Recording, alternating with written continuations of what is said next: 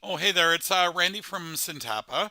Wanted to put together a quick video as it relates to the various ways that you can add emails directly to SharePoint and the SharePoint environment that you've probably set up within your organization.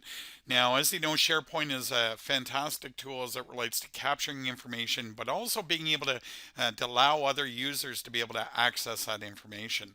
And emails are no different in the sense that there's a significant amount of valuable business information that's exchanged in emails each and every day. So here's some options as it relates to 5 out of the box ways that you can actually capture emails within your SharePoint environment. Also going to talk about a sixth way as well, but again, talk about predominantly the 5 out of the box ways that you can do that. So let's start by kind of putting some perspective around this in the sense that you as an individual, how many emails do you get in a typical day? Is it, 5, 10, 50? Chances are it's more in the hundreds as it relates to the amount of emails that you get each and every day, and not only the ones that you actually receive but also the ones that you compose and send to others both internally and externally to your organization. Now, how are you handling those emails? How are you making it so that you can quickly find that information when you need it? Have you set up different folders within Outlook? Have you set up, for example, a shared folder where maybe you can save the emails so that others on your team can access them? Or have you even set up a network drive where within the organization people can actually save key information or key emails so that it can be accessed and found by others within the organization? The reality is that how you're doing it is probably a little bit different than how others are doing it within not only your own organization but other organizations as well, in the sense that there's no real consistent way to do that. SharePoint gives you a great opportunity in order to be able to do that, in order to be able to actually capture that information and make it available for other users to be able to access. So that's what I want to talk about today. Now, as we take a look at emails, the email challenge itself is a fairly significant one in the sense that, email is now the de facto standard for business communications across organizations. Far outpaced things such as letter mail, snail mail, which used to be the de facto standard, and in many ways has actually even outpaced the use of the telephone and people picking up the phone and calling somebody to be able to communicate with them and to be able to exchange information. Now, to take this one step further, as of 2012, there was a stat that was put out that basically the average information worker composes over 49,000 words within email alone within 2012, so within that year. So it's probably even higher within the last couple of years. However, just like even if we take a look at just 2012 and the amount of information that was done in email alone by each and every one of your workers or your employees, it represents them rewriting the equivalent of The Great Gatsby. It represents them rewriting the equivalent of Lord of the Flies, or even Old Yeller, or even The Outsiders, or even, last but not least, Charlie and the Chocolate Factory. So fundamentally, each and every one of your employees has written the equivalent of a novel within email alone in 2012. So again, it gives you some good perspective as to the amount of information that is there and being exchanged on a daily basis by each and every person within your organization.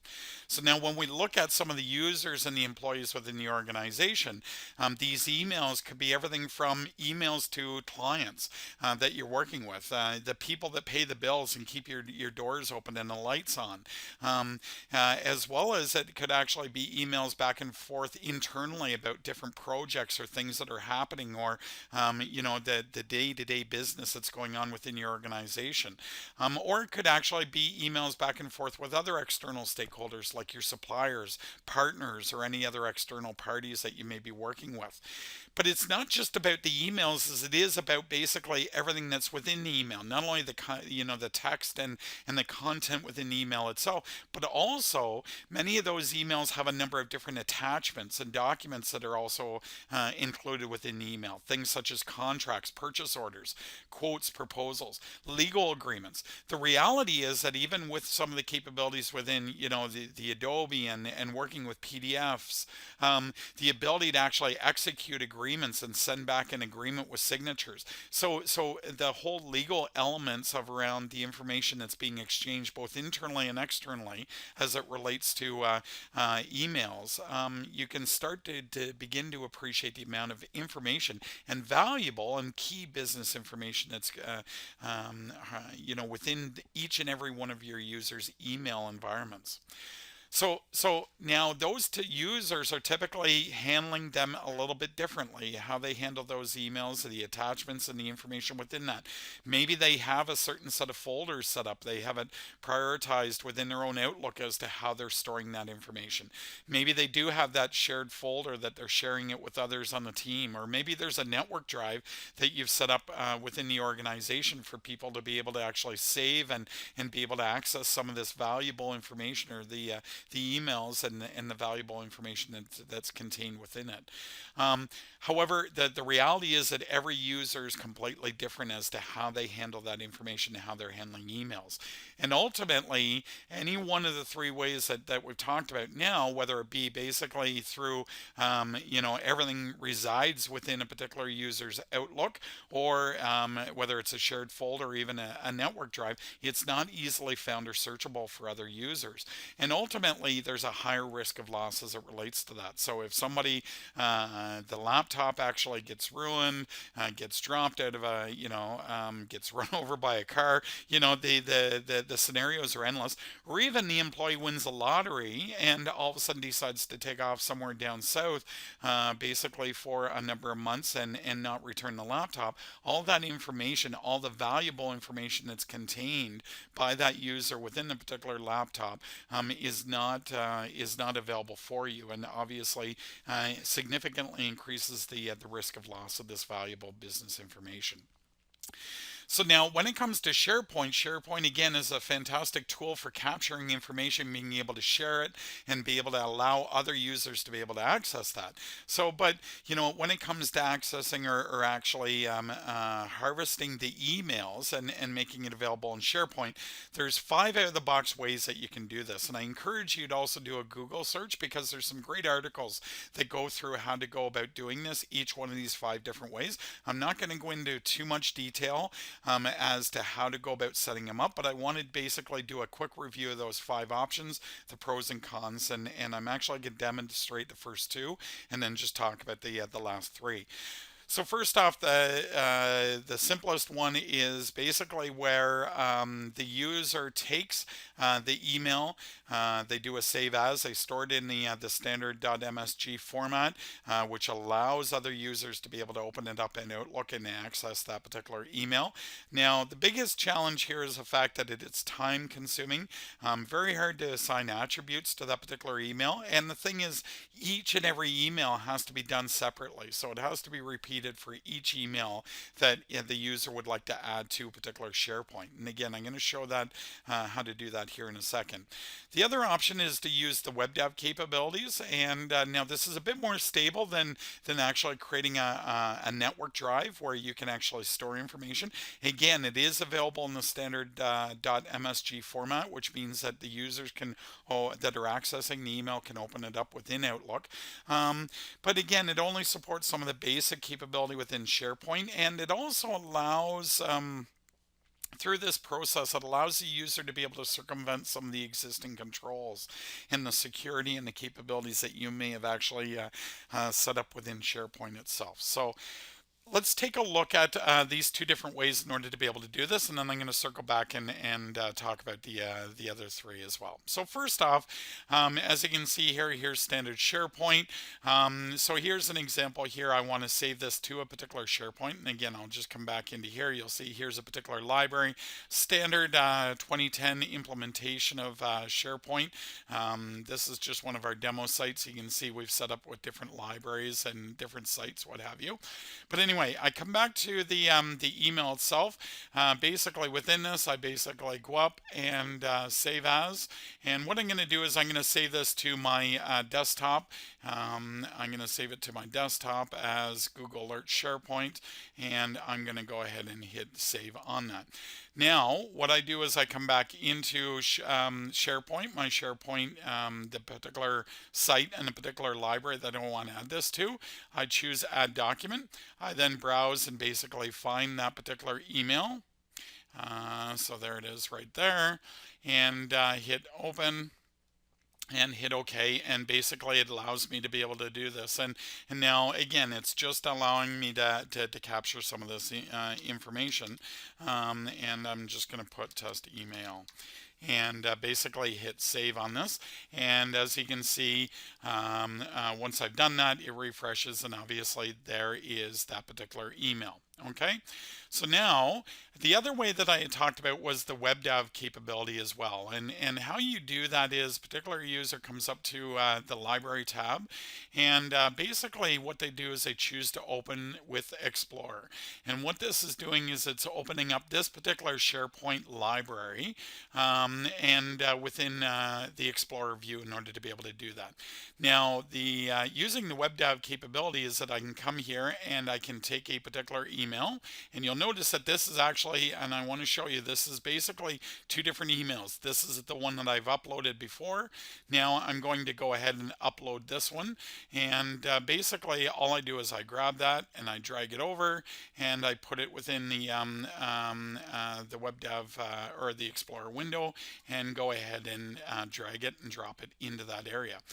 One of the key things that you're seeing here is that it's asking you, because the naming convention is identical, how do you want to handle this? And the options are basically copy and replace or don't copy. So there's no version control capability as it relates to email threads and threads that may be coming back and forth. So again, some limitations as it relates to that. So I'm just going to go ahead and copy and replace, and there we go as it relates to that particular library. And it's telling me that obviously I haven't assigned the Outlook as a default mail client. So we're just going to go ahead and hit OK on that one. So those are the two ways that out of the box you can add emails directly to SharePoint. Now there are three other ways that you can take a look at as it relates to this.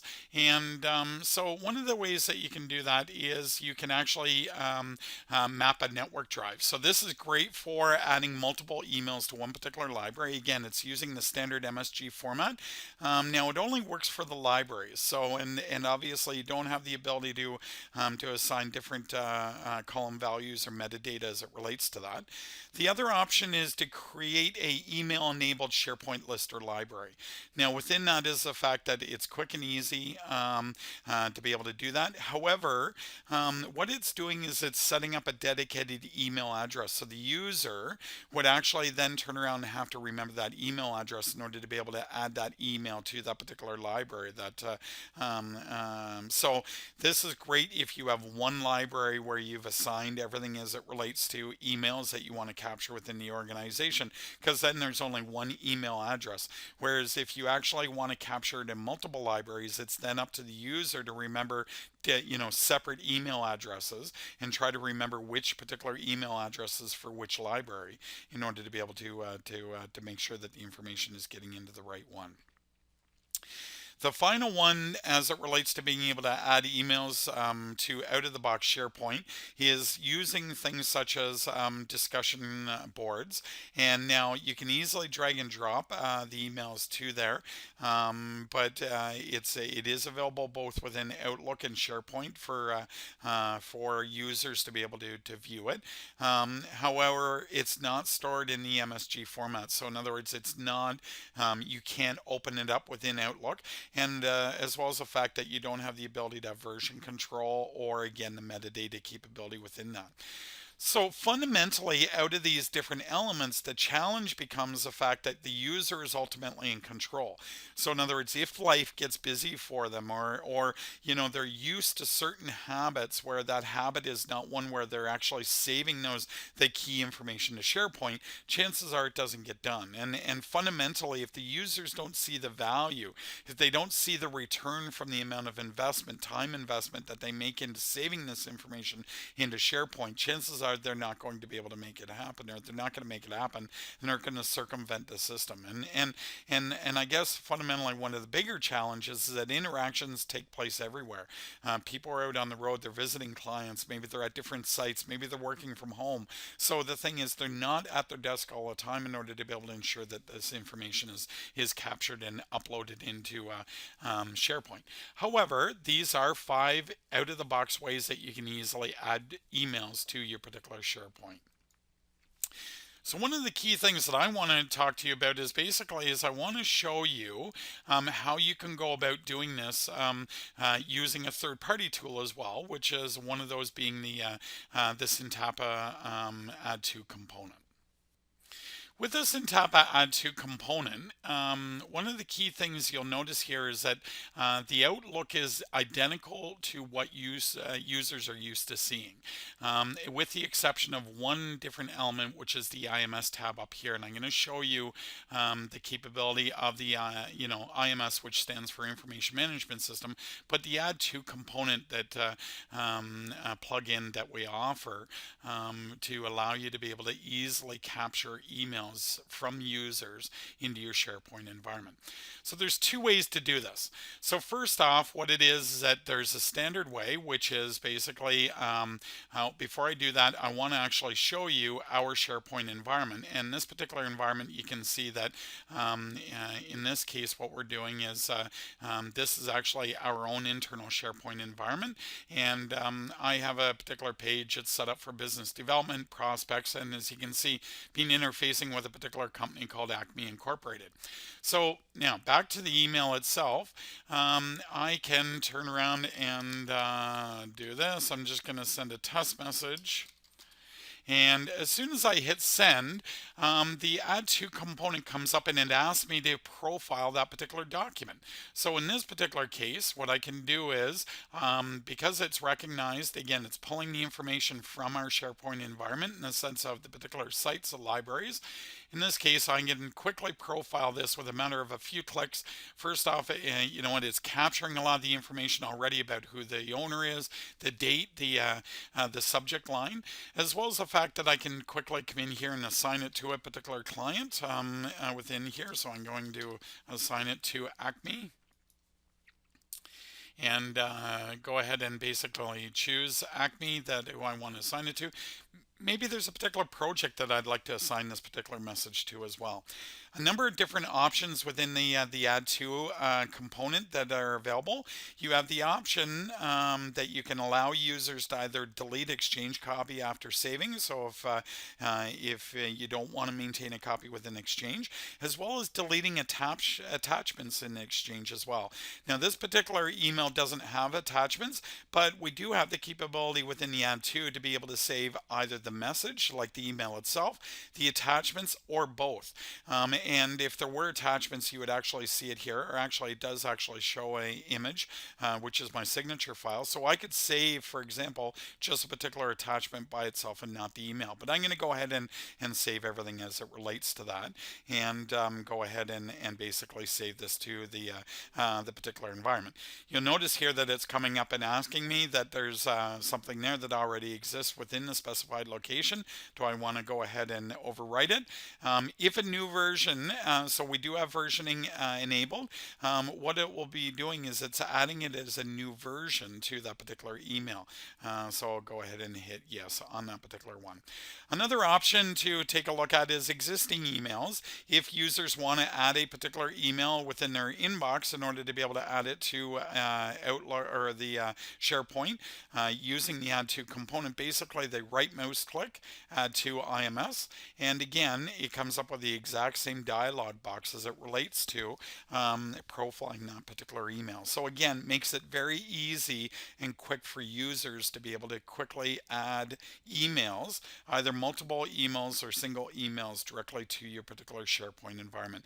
And again, as soon as you start to use the plugin, it's pulling your current SharePoint environment, your structure, through so that it's easily accessible within the Add To component for your users to begin adding information to your particular SharePoint environment. Also, last but not least is the fact that it does work for calendar items as well. So I can add particular calendar items to SharePoint as well. So if you want to add those as well, it also plugs in with all the Microsoft tools. So Microsoft Word, Excel, PowerPoint, what have you. So that again, users through a matter of a couple quick pull downs and a couple clicks can easily add this information to your SharePoint environment. So again, this is one of the many one of the third-party options that you have in order to be able to add emails to your particular SharePoint environment, as well as the fact that, you know what, as I've demonstrated, there are 5 key ways that you can add emails directly to SharePoint out of the box using some of the 5 different ways in order to be able to do that. So hopefully you found this video useful. If you'd like to gather more information about the Syntapa plugin for SharePoint, feel free to visit our website at www.syntapa.com. We do offer a 30-day evaluation copy if you'd like to take a look at the plugin, try it for yourself within your own environment. Thanks for watching. Have a good day.